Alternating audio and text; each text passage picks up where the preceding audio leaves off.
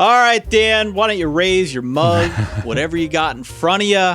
Black coffee, Ty. Just a casual dress Sunday morning here. We just got done recording our podcast. Yeah.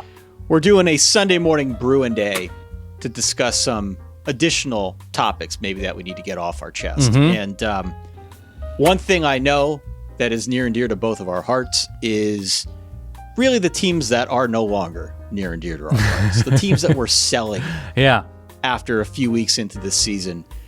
You're pretty adamant about being done with Texas, aren't you? Why is that? So it's not actually all that complicated. The Texas is back thing that I know you like having fun with, it's now been a decade. I mean, I know we had the Sugar Bowl win against Georgia, but they're blips. What Texas gives us is blips. There's no consistency to Texas. There's no excitement about Texas beyond they're just coming down to close games at the end. Yeah, it's just, we know what Sam Ellinger is. We know what this offense is, even when they change offensive coordinators. It's not all that fun to see them have to come back against Texas Tech. It's not all that fun to see them squander a fourth quarter like they did against TCU. It's not all that fun to see the errors that they mistake and not really go downfield and not look all that creative. It's the same game every week. The opponents change, but the actions tied, the verbs are the same every week. And Texas isn't back. They just are. Texas is. And it's not an experience that I love. I like something new. I like something interesting. I like new faces doing interesting new things. And there just isn't that to Texas football. And I love going to Austin. We have friends at the Longhorn Network. But I'm tired of being told Texas is something. And that's all. That's all I can find with them is that they are just Texas. Texas isn't back. Texas is just Texas. And so for me to watch a Texas-Iowa State game, for me to watch a Texas-West Virginia game, for me to watch a Texas-Oklahoma State game, I'm not getting any improvement. I'm not getting learning. I'm not getting adjustments. I'm just getting Texas. And yeah, I can't eat Texas for lunch every day, Ty. I need variety.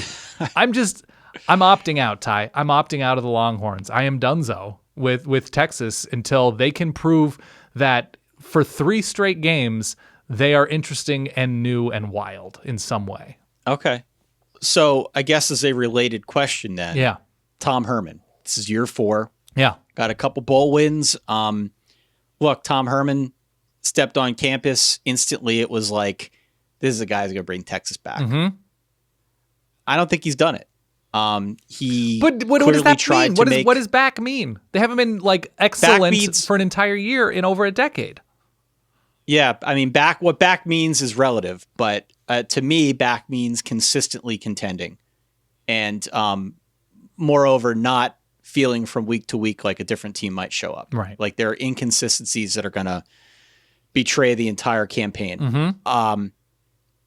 He tried to go out and make some coordinator hires in the offseason, right? Both on offense and defense to correct some of what was wrong before.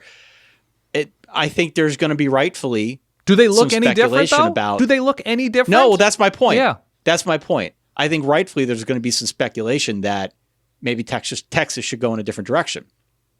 How do you feel about that? Is it too soon? Is it justified? I mean, it just depends what's acceptable in Austin. I suppose this is unacceptable, but I also suppose his deal will keep him there for at least another year, his extension. So I'm not holding my breath as for some sort of newfound Longhorn offense or defense in the next year or two, just because we've had time to see it, and the changes are not obvious at this point. And there's a stubbornness, and I don't know if it's a Sam Ellinger thing. I enjoy watching him play. I enjoy how gutty he is at the end of games. Individually, I think he's a pretty fun player, but his evolution has not been all that obvious. It's a lot of shorter passes. It's a lot of making mistakes that you then have to dig yourself out of. There's a certain degree of stubbornness to coaches that no matter who the coordinator is, and this is a transition to your thoughts about another team, it always just feels the same. It always just feels like the fingerprints are still there from the head coach, no matter what they say in terms of control of the offense or defense. And it's just year in and year out, the inconsistent same. Yeah. Well, it's a perfect segue. Thank you. Actually, if we're talking about teams we're donezo with, I'm going Auburn. Yeah. Auburn's the answer for me. Auburn's 2-1. if we're being honest, they're lucky to have won that game against Arkansas. Of course. They got a lucky break from the officiating crew.